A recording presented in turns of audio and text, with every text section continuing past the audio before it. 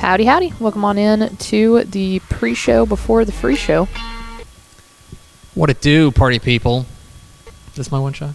Yep. All right, good. Thank you. Hello, Middle everybody. camera. It's all one shots, actually, because if you go to the other camera, blah, there's still only one. Oh, well, that's not going to help. It is a one this shot. This one is very good. Texas approved. Very good. The official stance of Dave Campbell's Texas football is Texas.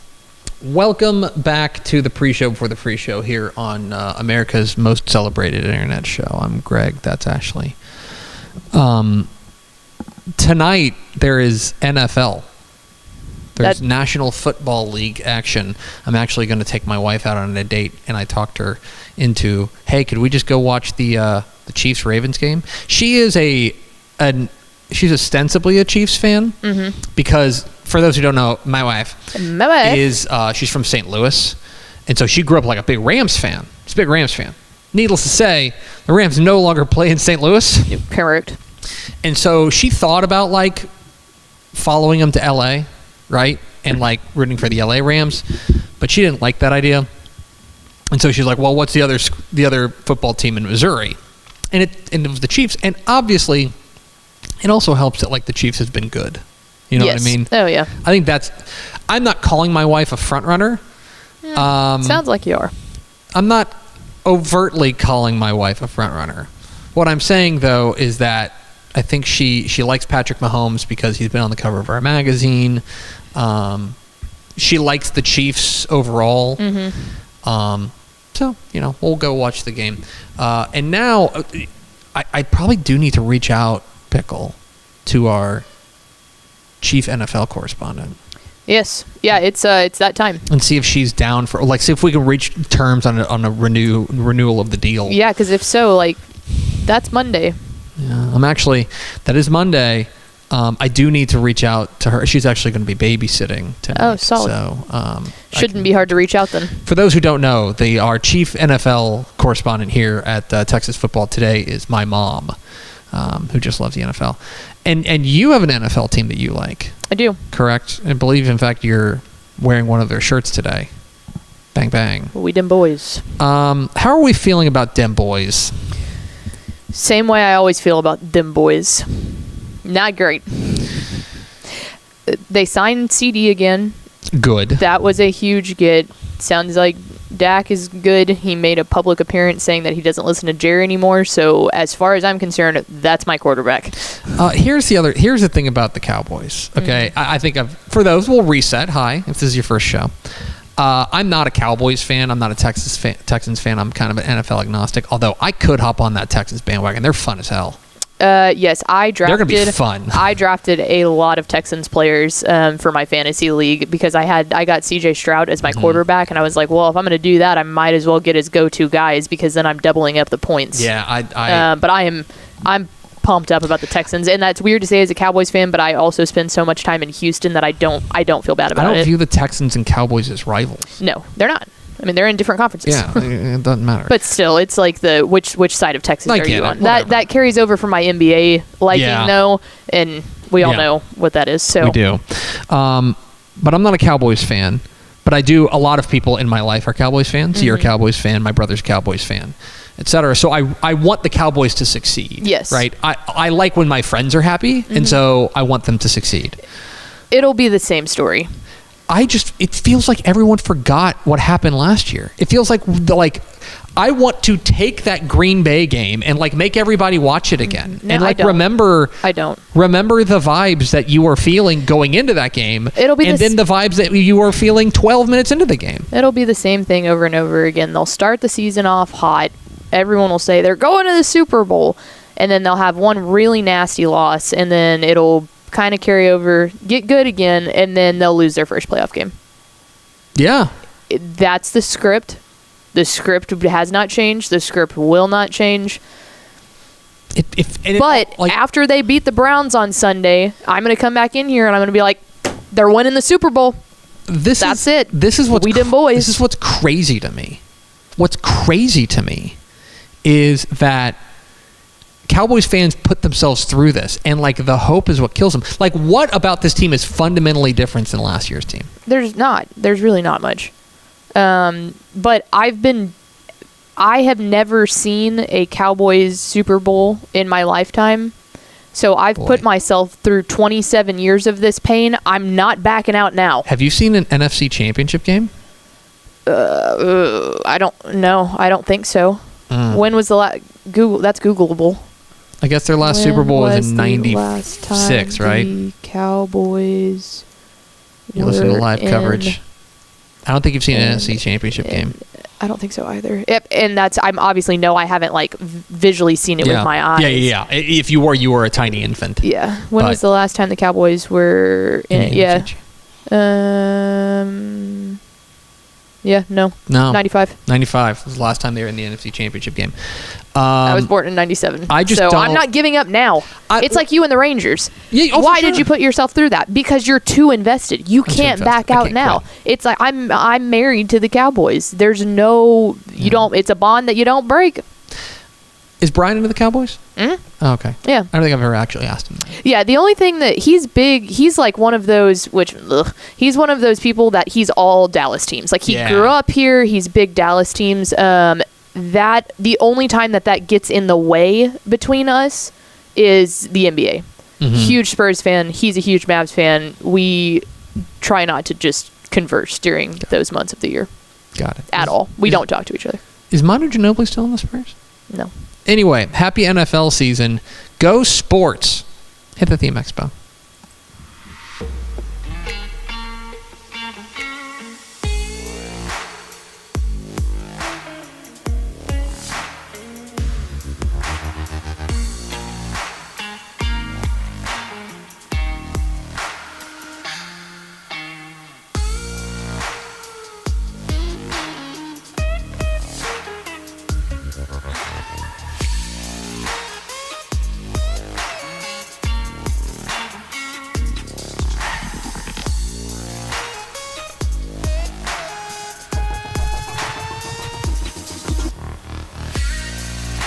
Yes, y'all.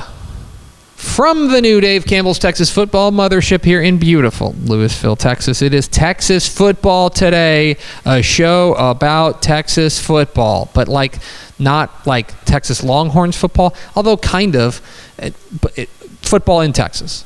Correct. It's not exclusively Longhorn football, but in fact, rounding down, rounding up, it's like almost none of Texas football. Yeah, because we don't do a whole lot of college. It's football in Texas today. Is that better? Yeah, sure. We're fit now. Yeah. My name is Greg Tepper. I'm the managing editor of Dave Campbell's Texas Football Magazine and TexasFootball.com. Thank you for spending part of your day with us, whether you're watching us live at TexasFootball.com, Facebook, YouTube, Twitter, or you're listening to us on the podcast, which you can subscribe to on the podcast vendor of your choice. Either way, thank you for doing your part to support your local, mediocre internet show. I am sitting over there at the helm today, making us sound good. She's Duchess of Dorks, Miss 305. When they say we dem boys, she's one of dem boys. She's Ashley Pickle. I am one of dem boys. You are. You're the Ben DiNucci. I know he's not there anymore, but we have never been more dem boys than any of the rest of dem boys. I think you are the most prominent dem boy in my life. That's fair. Yeah. Let's go. I hope you view that as the compliment. I do. I'm genuinely, that might be one of the nicest things you've ever said to me. Today is Thursday, September 5th, 2024. It is 84 days until Thanksgiving. Happy birthday to Michael Keaton. That's Batman for a certain generation. Yeah. He was also in The Founder, which is a really good movie about the guy who took over McDonald's, ran McDonald's. It's really good. He's in a lot of things. Anyway, happy birthday, Michael Keaton. It's episode 1796. On today's show, folks, it's Football Thursday. Woo! Week 2 of the Texas high school football season is upon us, and so we've got a Mondo show for you. We are going to unveil my top 10 Texas high school football games of the week in week 2. Then we're going to be joined by the head coach of the two-time 3A Division II state champion Gunter Tigers. Coach Jake Fieszel will join us here on the show live to talk about their big game heading into week 2, which may appear on the top 10 games. Who's to say? And all the things going on there in Tigerland. We'll hear from Coach Jake Fieszel coming up here. Then the picks, my high school football predictions for week 2 of the Texas high school football season. We'll round it all out with Craig Way. Will join us for Thursdays. And a new feature for you heathens. Get in the comments. Leave us your questions. We're going to have Mailbag final thoughts. They will answer 3 or 4 questions there. The very back half of the show, so get your questions in on Facebook and YouTube. We will answer a few of them coming up here in final thoughts at the very back end of the show. So all that sound good? Sounds Everybody fantastic. Write that in your Palm Pilot? All right, Pickle. Week 2 of the Texas. Hey. Oh, yeah. Do we have first 4 through the door, Pickle? We sure do. You're welcome, viewers. I appreciate you. TJ Hudson, Big Jiggly Water Balloons, jersey number 69, and Lowell Good. Stop. You got to stop that. Did you realize that you almost skipped over all of those people? Yeah, but I did. BJWB, jersey number 69, Lowell Good, TJ Hudson. They deserve it. Okay, I've got to tell you now. They deserve it. Now that I've met Lowell in person. No, he told me in the comments the other day he was perfectly fine with me mispronouncing it for the bit. He is now a bit, and that's a high honor in this show. Anyway. Pickle, it's week 2 of the Texas high school football season, and there are 740-plus games scattered across the state of Texas. Let's preview all of them. So let's start. Who's Llano got this week? Oh, no. Comanche? Question mark? Let's find out. I do know this. They did beat Lytle 47-0 last week. This is worth stopping down the show for a bit. If it is Comanche, I have a story real fast. They are playing Comanche. Okay, so my dad sent me a screenshot of the Comanche score last week, and it said that they beat state-ranked Poth 50-0. And he was like, oh my God, Llano might get blasted into the sun. And then we realized it was just the score app was wrong, and then it got fixed. But he was like, oh no. So Llano and Comanche. Yeah, that should be a good game. Will it make my top 10 Texas high school football games of the week in week 2? Let's find out together. We count them down. Start with number 10. Richland and Colleyville Heritage. This is a very interesting ball game in the DFW Metroplex. I think a game that might be flying under the radar for a lot of people. Richland is off to a really nice start at 1-0. And remember, last year Richland, it was a breakout year for the Royals. They were a team that I think kind of came out of nowhere for some people. It's a big game in Northeast Tarrant County. Colorado Heritage rallied last week to beat Red Oak by a field goal, and they've got a big-time wide receiver in Braden Blewett. This is going to be a really interesting ball game. Remember that Richland has a Baylor committed running back in Michael Turner and a great quarterback in Drew Cates. This game is really interesting. One of those kind of like, if it's not, respectfully, it's not one of those brand name games, but it's one of those games that if you're into Texas high school football, this is a good old-fashioned Texas high school football game between two good teams in Northeast Tarrant County. That's my number 10 game of the week. Number 9, with some production value, Gunter and Anna. Let's go. This game going on tomorrow night. We're going to talk with the head coach of the Gunter Tigers, Jake Fieszel, coming up here in a moment. This game's so weird. This game is so bizarre. It's a matchup of defending state champs, right? Gunter won 3A Division II. Anna won 4A Division I. Anna moved up to 5A Division II this past realignment. The difference in enrollment between these two teams is 4.11 to be exact. There are more than 4 students in Anna High School for every one Gunter student. I think it's 1409 and 363. It is a massive disparity. I was looking this up. This is the 19th time in the last 5 seasons that you have a 5A versus a 3A. And there was actually a pretty good ratio of 3A teams not doing too bad. No, I think 3A teams, because what ends up happening when you have 5A versus 3A, what it ends up being is like pretty poor 5A teams trying to get a win by going and playing a team that they're a lot bigger than. But then they end up playing good 3A teams. Yep. These are 2 great teams.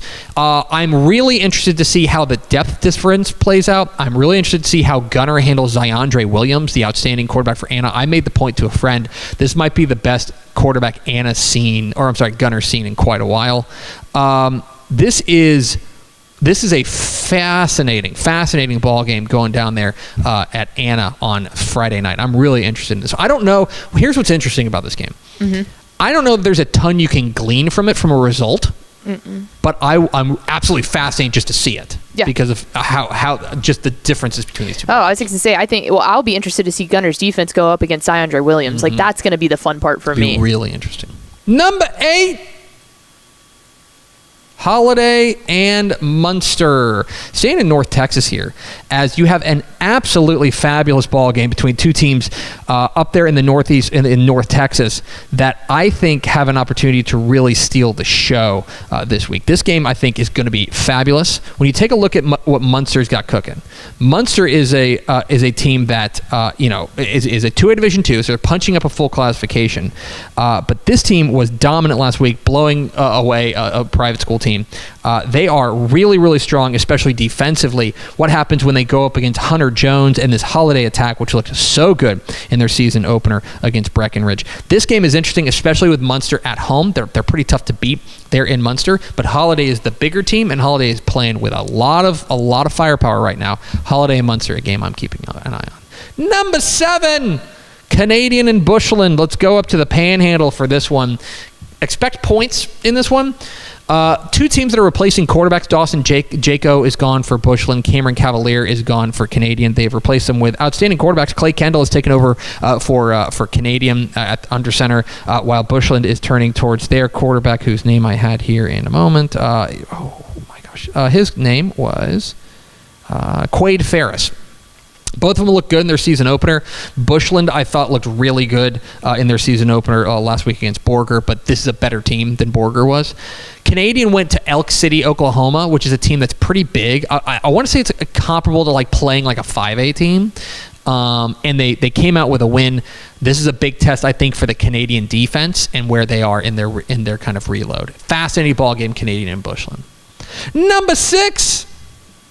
Salina and Waco La Vega. This one rocks. This game is really, really fun to watch, and 2 teams that I think have an opportunity to each make a very deep run. La Vega last week I thought kind of flew under the radar with their win. Well, Salina, we'll talk about them first. They had a kind of a high-profile win over Belleville and kind of looked like what we thought they might look like. But last week, what I think underrated, what La Vega did to Kennedale. I mean, they kind of, talk about a physical ball game. They were able to hold down this rushing rushing attack for the most part for Cannondale, and their offense really got cooking. Now they get an opportunity to play Salina, a team that's brimming with confidence right now, coming off that big win over Belleville. They really pulled away late.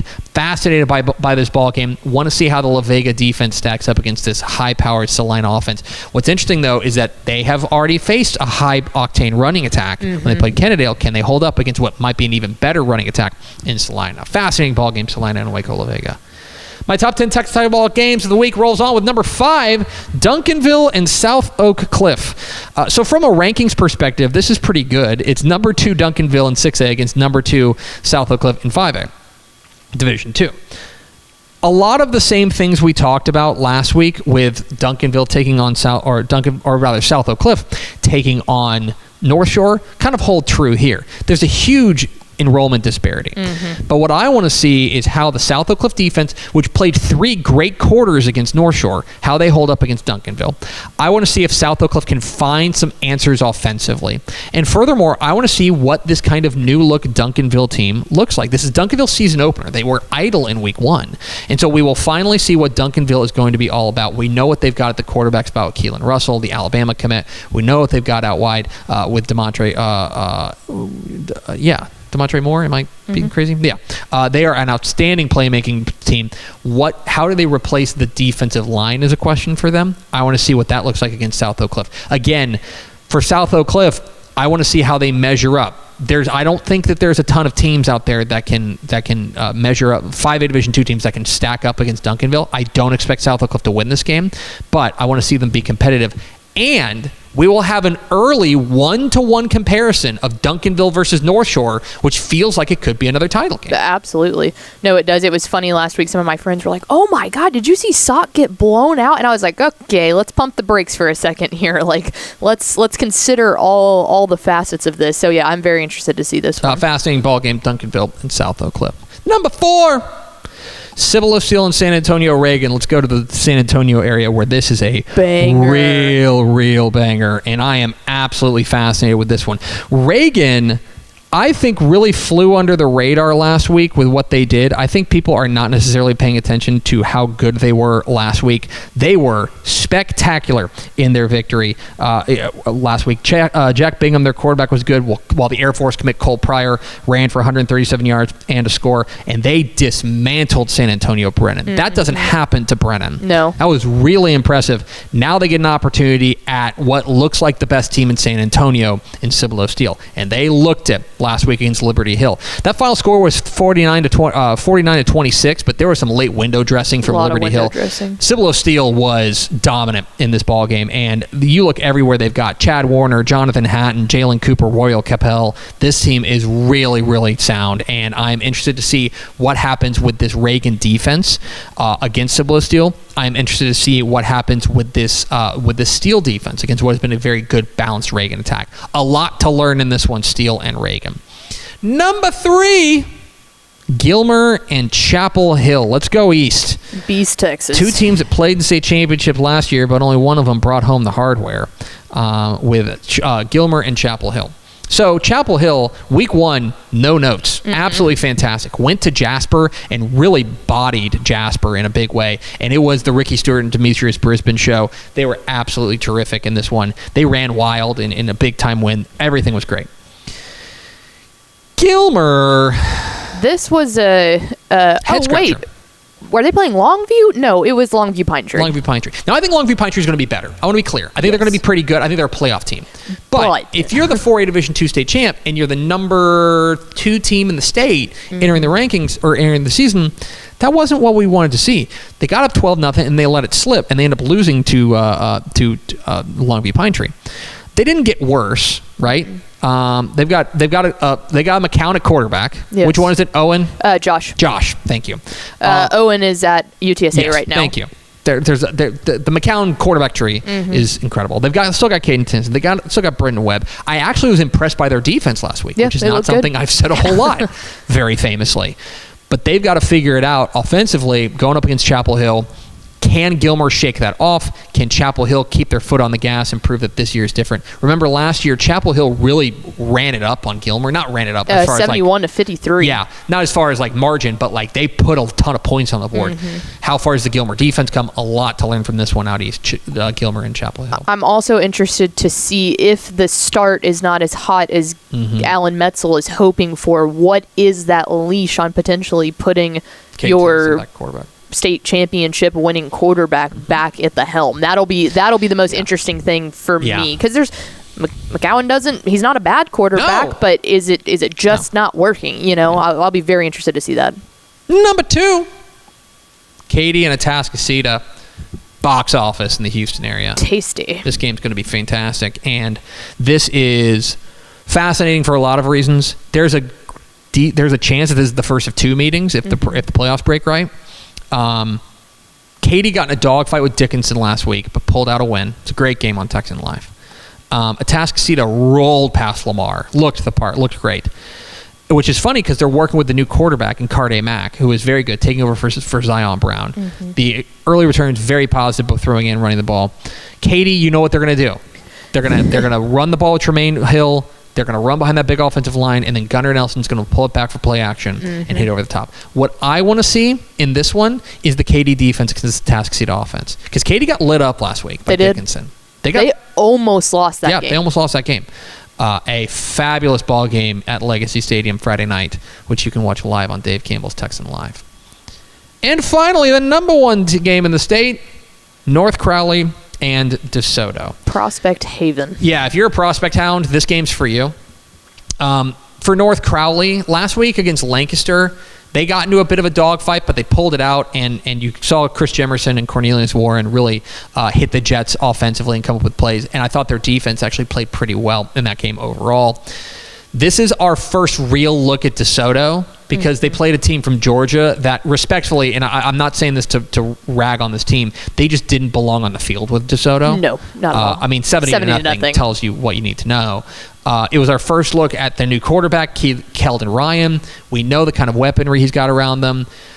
What does this DeSoto team look like? We will find out way more in this game than we did last week. North Crowley also had a lot of self-inflicted wounds against Lancaster. So, like, if they shore those up, how much of a push forward does that give them? And this would also be, for North Crowley, if you want to talk about your arrival in the upper crust. Absolutely. Here's an opportunity to do that. Right out of the gate. Right out of the gate. This would be the biggest win for North Crowley since they won the title in 2003. If they can go to DeSoto and get a win. It is a huge ball game. It is the number 1 game in the state according to my list. And there it is. Tepper's Top 10 Texas High School Ball Games of the Week. Of course, you can watch many of those games live. Live on Dave Campbell's Texan Live. Because that's what all the cool kids are going. Yeah, they are. TexasFootball.com/subscribe. We're Texas Football Today. We're here every weekday. No, we're not. We're here Mondays and Thursdays. You can't switch it up on me after 9 years. It'll never happen. Mondays and Thursdays, talking football in the Lone Star State. You can follow us on Twitter at DCTF. Like us on Facebook. Facebook.com/Dave Campbell's. Follow us on Instagram. Instagram.com/Dave Campbell's. And, of course, see us at TexasFootball.com. We are getting geared up for Week 2 of the Texas High School football season. You can watch hundreds, dozens of games live on your device at Texan Live this week if you go to TexasFootball.com/subscribe. Makes a great gift as well. Get your friend the gift of football. TexasFootball.com/subscribe. Coming up here in just a moment, we will talk to the head coach of the 2-time defending 3A Division II state champion Gunter Tigers. Coach Jake Fieszel will join us live, but first a word from these goods and services. And now. Hot days. Call for cold coffee. So grab great tasting community coffee, make your favorite cold beverage, and get your chill on all season long. Family owned since 1919, Community Coffee has spent 5 generations roasting blends right here in the USA. Shop now or find it near you at communitycoffee.com. Hi, I'm Jennifer Potter, Executive Director of Be Well Texas. Too many people are struggling alone these days, and alcohol and drug deaths are increasing. We started Be Well Texas to offer high-quality, science-based addiction treatment and recovery services anywhere, even at home. We provide compassionate, caring support, virtually or in person. In many cases, there is no cost for treatment if you don't have insurance. Really. Welcome to Be Well Texas. We're glad you're here. Hey DFW residents, get your grocery essentials in minutes, not hours or days, with Wing Drone Delivery. Forget about last-minute trips to the store when you need things like cereal for breakfast before school, medicine for a cold, or snacks for a movie night. Wing's drones get you quick, no-contact delivery in as fast as 15 minutes. Say goodbye to last-minute grocery runs and say hello to more of your valuable time. Sign up today. Back here on Texas Football Today, I'm Greg, that's Ashley, and Pickle, let's go to the hotline, and let's welcome in the head coach of the two-time defending 3A Division II state champion Gunter Tigers. We're pleased to be joined by Coach Jake Fieszel. Coach, how are you? Good. How's it going, guys? Appreciate you having me on. Going excellent. Appreciate you taking a little bit of time for us. This program that you and your staff have built up there in Gunter is quite simply become one of the most remarkable programs in Texas high school football. And I know that each team that you guys have is a little bit different. When you take a look at this 2024 team that you guys are fielding out there, I'm curious what differences you see in this team versus maybe some of the ones of the past.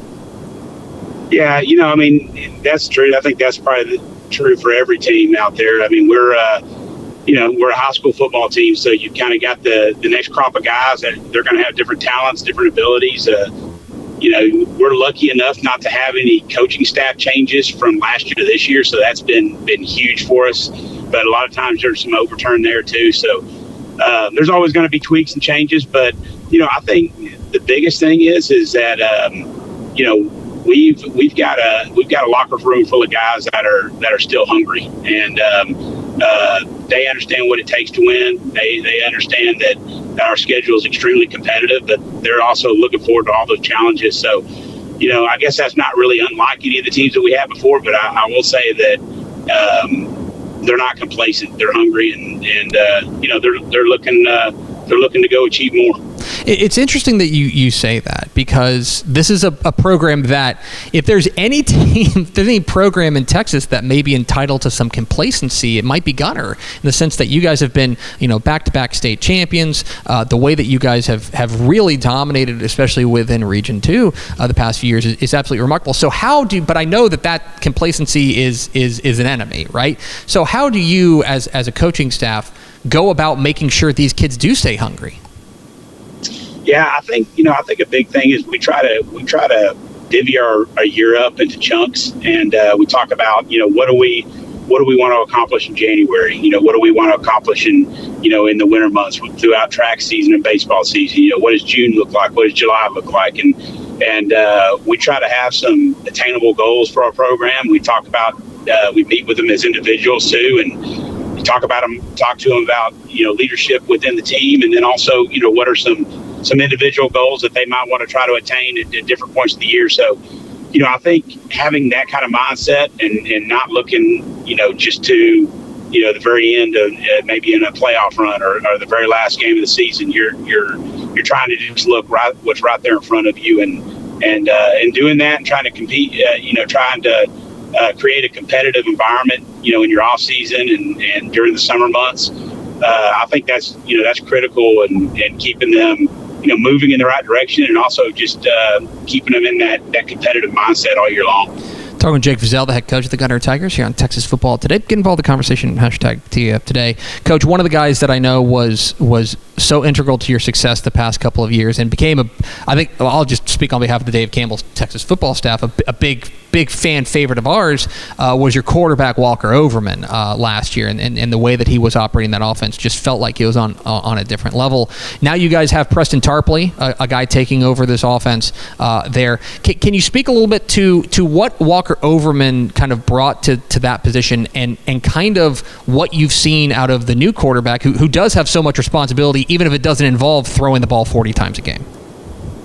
Yeah, Walker, I love Walker. I mean, he was just an awesome, not only an awesome quarterback, but just an awesome competitor. He was a great teammate. I mean, I don't know that I've had a guy that was any more well liked in the locker room than Walker. I mean, everybody not only looked at him as a leader, but also just loved being around the guy. So he was fantastic for our football team. Never lost a game as a starting quarterback for us. So, he holds definitely a special place in my heart and in a lot of people's hearts here in Gunter. But so he was a great player for us. And now looking at Preston, Preston's different than Walker. I mean, from a skill set, he's a longer quarterback, probably more of a traditional quarterback in the sense of someone that's we're gonna look to throw the ball and things like that. But he also can hurt people with his legs. I mean, he's not the dynamic runner that Walker was, but on the other hand, he's someone that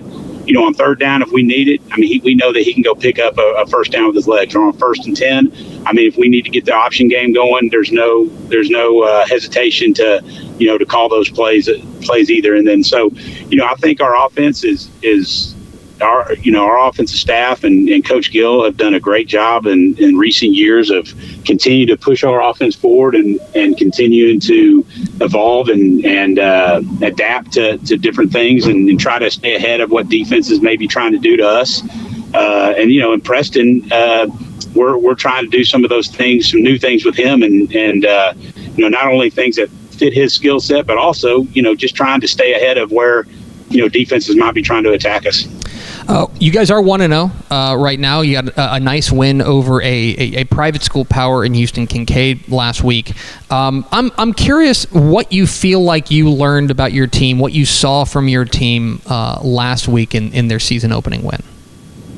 Yeah, I knew that we were going to have to be gritty, to beat that group. They're as advertised. I mean, they had some really good talent on that team, but I got to get a lot of credit to Kincaid and their coach staff, their players. I mean, they were very well coached, very disciplined, played extremely hard. They fought. I mean, they played all 4 quarters. I mean, they were a gritty team. So, and we knew we were going to have to be like, we knew that we were going to have to take it to the 4th quarter, and we knew we were going to have to beat them in the 4th quarter. And so, I mean, really, I felt like we were going to have a team that was going to be a team full of fighters and a team full of guys that were willing to play 4 quarters. But, you got to go do it. I mean, you got to, until you've seen them do it, you don't really know either. So it was good just to get a 4-quarter game like that under our belt. There's a lot of snaps in that game. A lot of guys had to play, a high amount of snaps. So to get out there and have that kind of game in the heat, the first game, I mean, and just know that your team's willing to play a highly competitive game for 4 quarters like that, it's kind of a relief as a head coach, honestly. You don't have to wait for it, some big game in district or something like that. Right off the bat, what you're about. So really proud of our guys and proud of our coaches, for getting it done in the first ball game of the year. Well, the good thing is that things lighten up for you guys considerably. Let me actually, I'm reading my notes now. Actually, you guys, tomorrow night, you guys are heading to Anna to take on the defending 4A Division I state champs who are now in 5A Division II. We have talked about this game at length around here. I know that you're not going to give away your game plan, and I wouldn't ask you to, but when you take a look at what you're going to be up against tomorrow in Anna, I'm curious what you see. Yeah, I mean, this goes without saying, but offensively, I mean, they do as good a job as anybody. They know exactly who they are. They know how they have not only great offensive players, but they have a great scheme. I mean, they know, hey, if you try to take away this, they're going to go with this. I mean, they have multiple plays built into each play, so they can get the ball to their top skill guys in a multitude of ways. So I mean, they're just they're extremely hard to defend. I mean, and so we've got our work cut out for us there.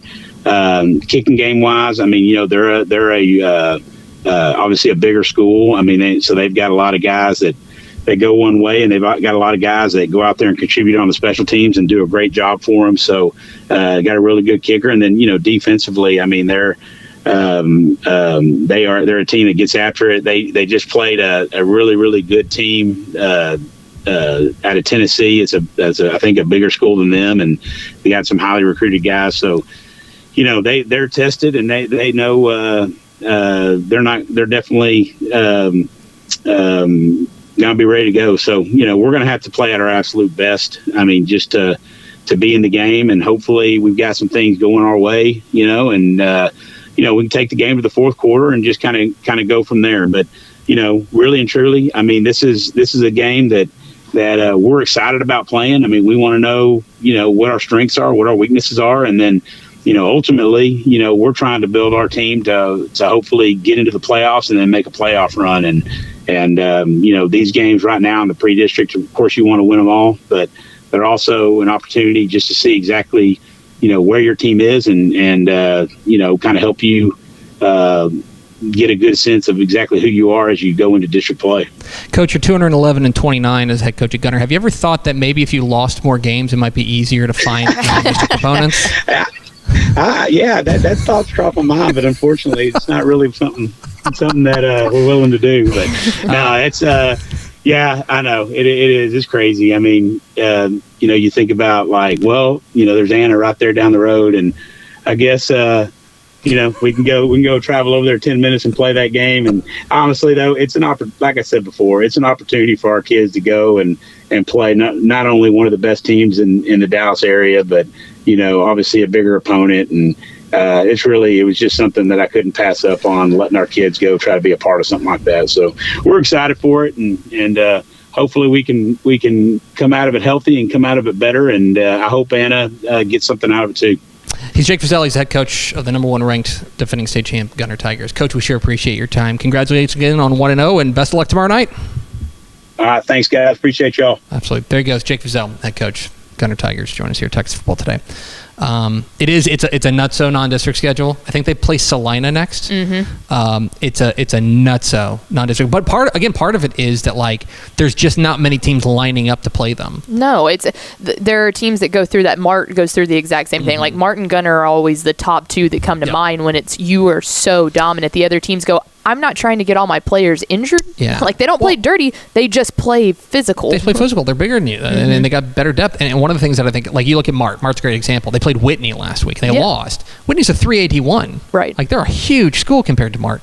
And for Gunter, that's one of the things they're having to do. South Oak Cliff. South Oak Cliff's another example. Kincaid is they were a state-ranked private school team. Mm-hmm. They were one of the very, I would consider them to be a very good 4A D1 team, or a good 5A D2 team. And Gunter went toe-to-toe with them and got the win. So it is a fascinating ball game there in Anna, and excited to see what Coach Jake Fieszel's Gunter Tigers can do. We appreciate his time, as always. We're at Texas Football Today. We're here twice a week on TexasFootball.com, talking football in the Lone Star State. You can follow us on Twitter at DCTF, like us on Facebook, Facebook.com/Dave Campbell's. Follow us on Instagram, Instagram.com/Dave Campbell's. Of course, see us at TexasFootball.com. Gunter and Anna is one of many very good Texas high school football games scattered across the state. Only one person has the courage to edit this video. V&A Moreno. And only one dummy is dumb enough to put it on tape. And that's me. Once again, I guarantee I got at least one of those right. Here is my predictions for Week 2 of the Texas high school football season on Texas Football Today. Week 2 of the Texas high school football season is upon us with massive games in every corner of the state. These are the picks.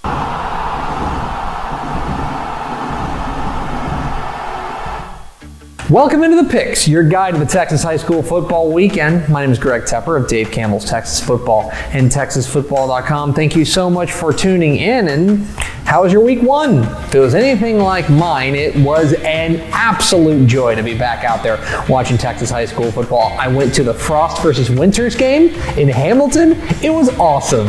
No notes. And it was also a massive slate of games all across the Lone Star State with upsets and surprises and some breakout performances. Teams we thought were going to be pretty good really rose to the occasion. Teams we had no idea were going to be pretty good were looking like they were ready for prime time. It was a terrific week 1 of the Texas high school football season, and the best news is we got 16 more weeks of it, starting this week with Week 2 of the 2024 Texas high school football season. More than 700 games scattered hither, scattered yon, in every corner of the state. Massive games everywhere you look. We will go all around the state in this very brief video. Don't look at the timestamp. We will start in Houston.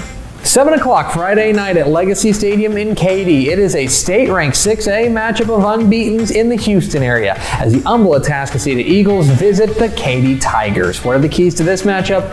Key number 1, a tale of two quarterbacks. What's really interesting about this game is that when you look under center for both these teams, they each have a different story to tell. For Katy, they've got Gunter Nelson back under center, and he is calm as they come. A cool customer operating this run-first attack for the Tigers. His play action ability is really, really growing, and I think his ability to put some touch on some deep balls has really opened up this offense.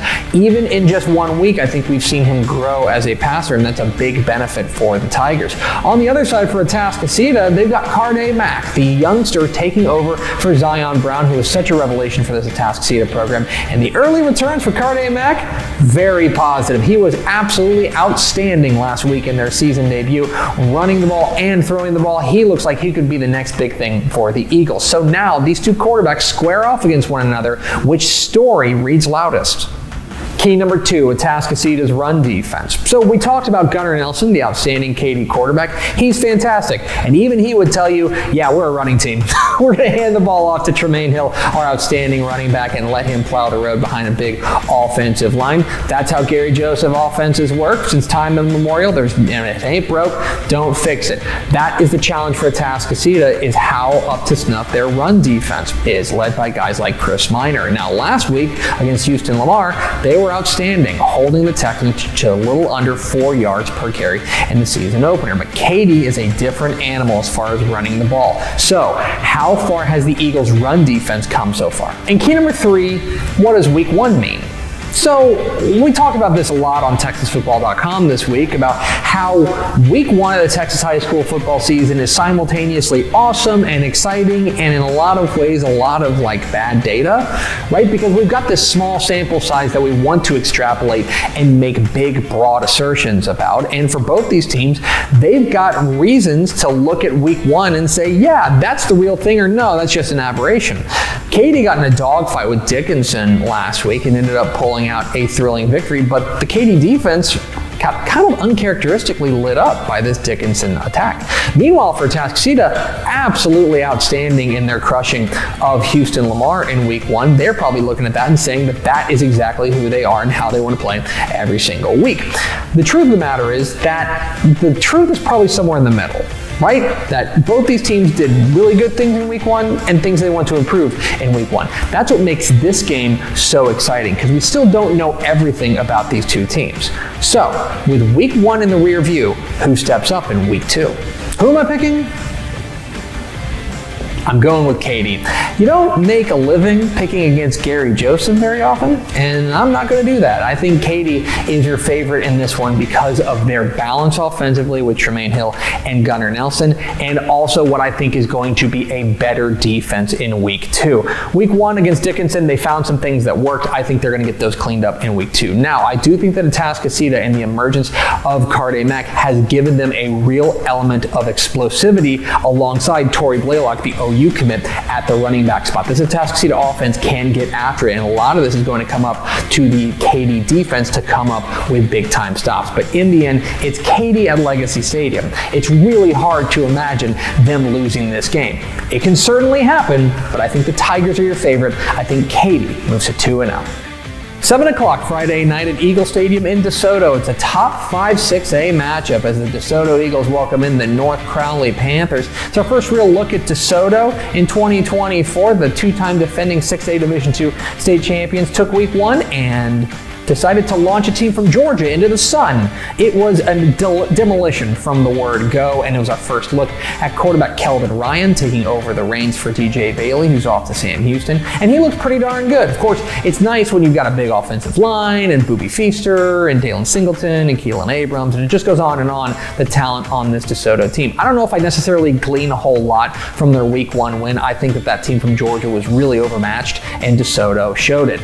North Crowley, not overmatched. This team is ready for their close-up, a top 5 team in the Dave Campbell's Texas football rankings. Got in a dogfight last week against Lancaster, but you saw the star power come through with Cornelius Warren and Chris Jimerson stepping up when it mattered most. This is a real test for the North Crowley defense, okay? This is a DeSoto offense that can beat you in a variety of different ways. How do they slow down the DeSoto attack, and where do they choose to attack them? Because it's really pick your poison when you're going up against the Eagles.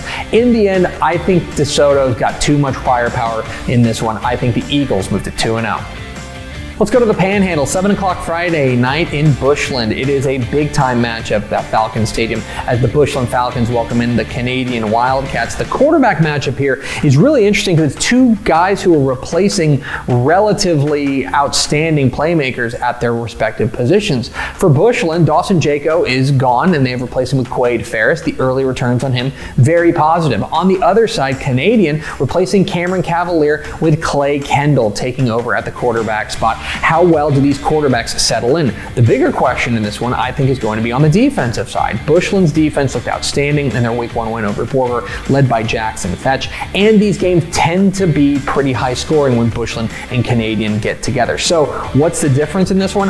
I think if Canadian can get their running game going, I think that could be the difference. This game is going to be close, and I think it could be pretty high scoring, but I think the Wildcats get the win. And let's go out east, 7 o'clock Friday night at Bulldog Stadium in Tyler. It is a very interesting 4A clash of state-ranked powers as the Gilmer Buckeyes visit the Tyler Chapel Hill Bulldogs, teams that are coming off of very disparate Week 1 performances. For Chapel Hill, they went to Jasper and looked really, really good. The state runner-up in 4A Division 1 last year looked every bit the part of a team ready to get back to Arlington, with Demetrius Brisbane and Ricky Stewart taking center stage in a really impressive victory over a good Jasper ball club. For Gilmer, an upset loss to Longview Pine Tree in the opener. I think Pine Tree is going to be better than people think, but still, it was relatively disappointing considering they got shut out in the second half, jumped up to a 12-0 lead, and then kind of let it fall by the wayside. Now, I think that the star power is still there. Caden Tennyson and Brandon Webb, they didn't forget how to play football. I think it was probably more of a case of just starting off slow. They better speed up in a hurry because this Chapel Hill team did not start slow, and it's going to be up to Gilmer to put together a better performance. I don't think that the defending state champs are going to put together two poor performances in a row. I think this game's going to be a lot of fun, but I give Gilmer the slight edge. But those are far from the only big games in Week 2 of the Texas high school football season. Let's get to the lightning round.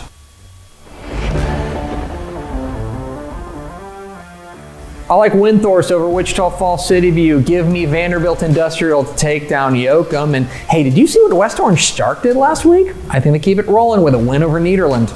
I'm going with Sweetwater over Midland Greenwood. Cibolo Steel stays hot with a win over San Antonio Reagan. And I'm going with Timpson over Lovelady. I like San Antonio Davenport over Kerrville Tybee. Give me Port Isabel to take down Rio Hondo. And a big game in the Panhandle. I like Sunray over Abernathy. Newton bounces back with a win over Jefferson. Longview Pine Tree stays hot with a win over the Van Vandals. And give me Stratford to take down Panhandle. I like Honeygrove over Marlin. Give me Holiday to edge out Munster. And I like Spring Westfield over Fort Bend Hightower. It's the Bird Bowl. I like Harlingen over Harlingen South. Give me Fort Bend Ridgepoint in a close one over Fulshire. And in San Antonio, give me Smithson Valley over San Antonio Brennan. Euless Trinity edges out Midland Legacy. Give me El Paso Del Valle over El Paso Franklin. And Seminole takes down Shallowater. Colleyville Heritage wins a close one over Richland. Give me San Antonio Johnson just barely over San Antonio Piper. And I like Malakoff to get by Lorena. I like Lubbock Roosevelt over New Deal. Give me Lake Travis to edge out Rockwall. And I'm going with Hawley over Albany. I like Garrison over ARP and a couple of interesting cross-regional matchups. I like Forney over A&M Consolidated, and give me El Paso Eastlake over Odessa Permian. Duncanville powers past South Oak Cliff. I like College Station over Magnolia, and Salina stays perfect with a win over Waco La Vega. I like Brownwood over Wall. Bernie takes down Laredo United in another one of those cross-regional matchups. And down by the coast, I like Bay City over Edna. Huge game in Austin. I like Austin Vandegrift over Cedar Park. Interesting private versus public matchup. I like Argyle Liberty Christian over Texas High. And a huge game up in North Texas. I like Anna over Gunter. In our six-man game of the week, I like Whiteface over Happy. And give me Anahuac over Woodville. In our private school game of the week, I like Dallas First Baptist over Tyler Grace Community. And it's the crosstown showdown in the big country. I like Abilene over Abilene Cooper. And those are the picks. What am I wrong about? Which games did I leave out? Leave comments down below. Don't forget that subscribe button. Follow us on Twitter at DCTF. Like us on Facebook, facebook.com/Dave Campbell's. Follow us on Instagram, instagram.com/Dave Campbell's. And of course, see us at texasfootball.com. Thanks for watching. Enjoy week 2 of the Texas high school football season. We'll see ya. There it is, the picks, my high school football predictions for week 2 of the Texas high school football season. Per usual, I guarantee I got at least one of those right. Check the tape. I can also guarantee I got at least one of those wrong. Yes. But that's not... I like pointing out that one more. That's less fun to point out. No. For me. Potato. Pickle. Let's go to the hotline. We are pleased to be joined by the Texas High School Football Hall of Famer. He's the voice of the Texas Longhorns. You can see him on High School Scoreboard Live most Friday nights. Not this Friday night, though, for reasons we'll get into. We're pleased to be joined by the great Craig Way. Mr. Way, how are you? I'm good. And, I had a question I needed to ask Pickle. I forgot to when she got me on the line.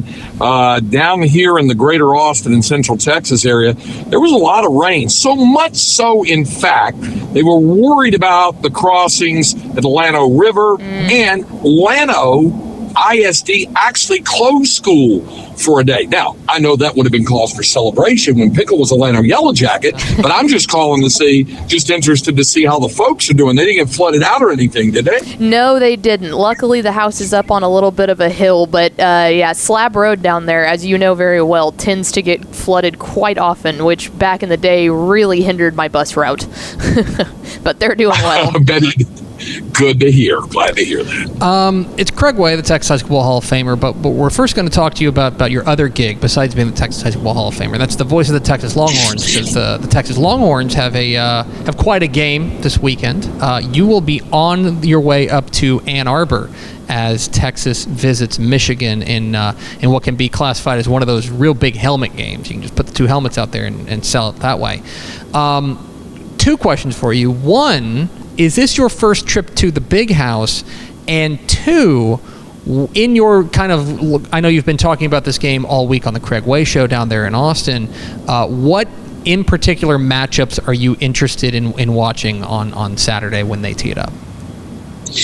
Well, it'll be my first time to call a game in the Big House. I've been to Ann Arbor before. Texas played a basketball game a few years ago up there when the Wolverines had Mo Wagner and all those guys, those big guys. There was a game at Chrysler Arena, but I've never called a game at the Big House, which is why when a lot of SEC honks had me on their shows and whatever before the year, like at SEC Media Day, and they said, hey, Texas, first year in the SEC, which road destination are you most excited about? And I'd say Ann Arbor. And they go, what? Well, wait a minute. That's not an SEC. And I said, yeah, but remember that Texas is playing its 3 rivals away from home. So they're playing at Arkansas, where I've been at, obviously College Station in the Oklahoma game, obviously Red River rivalry. So there it is in Dallas. So those I've done. The only other road trip for Texas is Vanderbilt. And Nashville is a great town, and that'll be at the end of October. But if you're asking me which game I was looking forward to traveling to call the most this year, it was definitely going to be Michigan. To your second question, the old trench thing, and maybe this is apropos since it is 2 tradition-laden programs in Texas and Michigan, but that trench thing is gonna be big. Michigan held Fresno State to 9 yards rushing a week ago, and the Longhorns want to do a little better in the ground game even than they did last week. And then conversely, Michigan has a 2-headed monster at quarterback. Davis Warren is a great story. It's one of those stories like we've profiled on our programs in the past for high school kids in Texas, overcame leukemia, and is a great story. And then Alex Orji, Saxe High School product, is a guy who can, cross you up with what he can do in the run game and throw the ball occasionally. So those are the matchups I think I'm looking forward to the most. Craig Way, the Texas High School Hall of Famer, joins us every Thursday on Texas Football Today. You can involve the conversation hashtag TF Today. All right, Craig, to the high school ranks we go, and you and I share and we even talked about this on Valley Sports Southwest on Friday night. You and I share, I think, an overall belief and ethos about don't overreact to week 1. Don't overreact to 1 week of data. So then I'm going to ask you to overreact to 1 week of data. Is there a team from week 1 that you look at what they did in week 1 and it makes you at least consider thinking, oh, okay, they might be better than I thought. I might need to recalibrate my expectations. Was there one performance in week 1 that you found particularly persuasive if you were the overreacting type? And none of us are ever that way, are we? We expected Columbus to play well, but for a high-level team in Class 3A to go to a high-level 4A Division II team and not only beat them, but beat them soundly. And they answered a lot of questions. Obviously, how would Grayson Rigdon do in the transition from the 6-man game to the 11-man game? I think he showed he's quite ready for that. And, I think there were a lot of things. Adam Schobel looked great at quarterback. And maybe the flip side of what you're talking about, Tap, is maybe there should be maybe a little more concern about Cuero than perhaps we might have had going in. Again, too early to tell, small sample size, but it was a pretty impressive sample size from the Columbus perspective. I'll take that same question and kind of flip it. Again, we are nobody's overreacting. No, this is not the show where we overreact to things. There's definitely not a segment we do on Monday literally overreacting to things. My question, though, is there the reverse of that? A team that their first week performance, you go, ooh, maybe if I were the overreacting type, I would want to recalibrate my expectations downwards a little bit. Again, hypothetically, if you were overreactive. Yeah, maybe Argyle a little. I mean, what Jeff Rayburn's done at Lone Star obviously speaks for itself, and a tremendous effort there. But I think it might have, again, raised an eyebrow or two about how they controlled a lot of that game and took command of it in the second half. Maybe that's, I think also, and this is the recency bias having just called the game last week, I think we were probably all made more aware of the has in front of him in terms of getting his defense much more where he wants it and having a little better ground game than what they had. Those were the things I think that disappointed him the most in a very competitive ball game and a loss to Cooper. And maybe Cooper also falls into that category of the ones who raise your eyebrow and say, hey, maybe they're going to be better than perhaps some. That's a sliding scale between those two teams on expectation versus surprise versus mild disappointment. All right, Craig, it's the meanest thing we do to each other each week. I'm going to give you 3 games. You can only select one, or you can go wild card if there's another game that you're interested in, but you can only teleport to one Texas high school football game this week. Are you going to DeSoto for North Crowley and DeSoto? Are you going to Houston, are you going to the Austin area for Rockwall at Lake Travis, or are you going to East Texas for Chapel Hill and Gilmer? Which of those 3 games are you teleporting to? I'm off the chart on this one. It's Anna Gunter for me. Oh! It's now all of those other ones you mentioned all have their value. They all have their intrigue. I think we'll find out, I think, a little more about Rockwall this week. I think we'll find out a little more about Atascocita this week when they play Katy. I think we'll definitely find out more about North Crowley.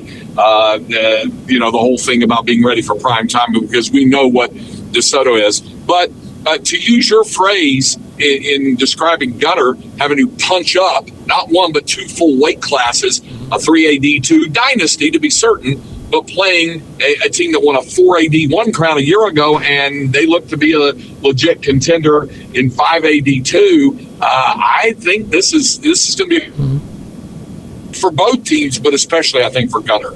He's Craig Way. He's a Texas High School Football Hall of Famer. You can usually see him on Bally Sports Southwest on High School Scoreboard Live, but not this week. It'll just be Aaron and myself. We'll miss you desperately, but he will be up in Ann Arbor. You can listen to him call Texas and Michigan on your radio dial. Craig, appreciate your time, my friend. Safe travels, and as I mentioned, we will miss you on Friday night, but I know it's for the greater good.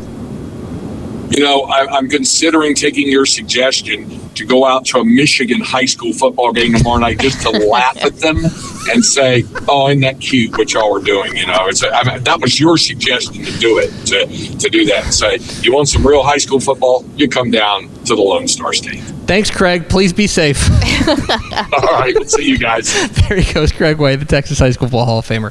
Joins us every Thursday here on Texas Football Today. Talk a little high school football and win relevant little Texas Longhorns because they got a big old game. That's cool for him to get to call a game in a stadium that he has never called a game in. Like, it's slightly limited, the number of games he hasn't called a game in. It's like we were talking about on Tep and Step, how Matt Stepp, when we went to the Ice Bowl, Winters and Frost, it was actually, he called it the Matt Stepp quad, in that it was two teams he'd never seen play, in a stadium he'd never been to, in a county he'd never seen a game in. That's perfection. Darn near impossible for him. For him, it's getting more and more impossible. That's going to be one of the last times he can ever do that. Yeah, at least with the quad, he'll hit a couple of them, but not all four. I think last year he hit the quad with Alpine when he went to Alpine and saw a game. But that in makes Brewster County. sense. That's way out there. Like, Hamilton's not that far away. I'm also biased because I go through Hamilton every single time I go home. So I've been doing that for years. Anyway, we appreciate Craig Way hopping on with us. Let's go over to Ashley Pickle for a special Mailbag Thursday edition of Final Thoughts. First up, what is the biggest under-the-radar game this week? I was thinking about this because I don't think I included it on the picks, and I just saw it. The Polish Bowl is this week. It's Poth and Fall City. The Polish Bowl is this week. I'm excited about that. Oh, something real fast that we didn't mention? Sherman finally got Denison for the first time in like 12 years in the Battle of the Axe. It reminded me of the Polish Bowl. We mentioned it on Tep and Step, which you can watch tomorrow here, wherever you're watching this game or this show. Josh Ailman, the coach up there at Sherman, he ain't buying a meal in Sherman. No, all year. He's done paying for lunch. We talked to K10 reporter Brig Banks on WTF literally 2 days before the game, and we were like, "We know it's been down. Is there any possibility?" And he was like, "You never know with that one. It's been lopsided." But congrats to Sherman from last week. That was awesome. They're bringing home the axe. Yeah. Underrated games. That game's underrated. Honey Grove and Marlin, super underrated. I think Bay City Edna's super underrated. Tidehaven Goliad's underrated. Waxahachie Coppell. Oh, jeez. All right, we're ending it on that one. No, hold on. I will also say I'm very interested. I think it's a game tonight. Byron Nelson in Louisville. Yes, it is. That'll be if you're watching Dave Campbell's Texas Football Tonight, we will do a full recap over that game because we will have it live on Dave Campbell's Texan Live tonight. See, that's what we call cross-promotion. Correct. What's next? Will there be a combined 110 points in an 11-man game this week? Yes. So we had a number of those last week. I can look this up. If you will vamp for a second, I can look up how many 110-point games there were last week. Yeah, absolutely. Want to remind all of you, as we just mentioned, Dave Campbell's Texas Football Tonight with myself, Greg Tepper, and Ishmael Johnson coming to you every Friday night of the season. You can watch it live for free on TexanLive.com, our YouTube channel, our Facebook channel, or Twitter. So wherever you're watching the show, come join us at 7:30 tomorrow for highlights all across the state. Excellent vamping. I can now tell you that there were 4 games that had 110 points scored last week. 110 points in Klein 67, Conroe Oak Ridge 43. Who saw that coming? 119 points in Palestine Westwood 77, Mejia 42. 122 points in Dilion 79, Dublin 43. Yeah, that one rocked. And the highest scoring game of the weekend, 134 points. Dallas Samuel 70, Dallas Molina 64. Holy cow. So I will say yes. I want to know the total runtime of the DISD game. That game, I bet, Samuel and Molina, I bet, went for a while. Because, I mean, that's insane. You're stopping the ball a lot. Even just from stopping for touchdowns. I'll say this. It won't get to 110, but Gunter and Anna is going to be pointsy. I think it's going to be pointsy. So, there you go. All right, I will say yes. Do we have one more? We sure do. With the millions spent on stadiums continuously increasing, do you think an ISD will ever invest in a dome stadium dedicated to high school? Ooh. Here is my... Ever's a long time. Yeah. My thought process on that is... if there is a certain part of the state that continuously is having issues playing because of weather or heat or any of that stuff, you know what honestly would do it more than anything, I feel like, is down one of the massive school districts down in the Houston area. If the wet bulb temperature continues to be a problem, it hasn't this year, knock on wood, we've had fairly nice weather so far, but if we get to a super hot early part of the season multiple years in a row, that would be when I would think that would happen. So I'm gonna plead ignorance on this, because I don't know what the difference in cost is between, like, if you build a 10,000 seat stadium here, and you build a 10,000 seat domed stadium here, like, what is the incremental cost? I think it's very hefty. I think it's very high, and like you look at, and here's the thing, I think people look at the star. And they look at that and they say, man, what a marvel. Yeah, technically Frisco ISD, I mean, technically that's one of their home stadiums. It is one of their home stadiums. It is a dome, but it's owned by the Cowboys. Yeah. And so they rent it out. And it's also not that huge. It's only 10,000 seats, right? Like 10,000 seats is like, it's a good sized stadium. I thought it was even smaller than that. It might be, but like, I thought it was around like 7 or 8. It's not huge. And so I don't think it's coming in the near future. But I think you're right. What it would be, and honestly, here's my thought on it. Where it would be more likely to happen would be in like the Houston area. Oh, it's 12,000. My bad. 12,000. One of those in the Houston area, one of those big ISDs. And the problem is that, generally speaking, when you talk about like indoor facilities, there are more indoor facilities in DFW than there are in Houston. That's just a fact.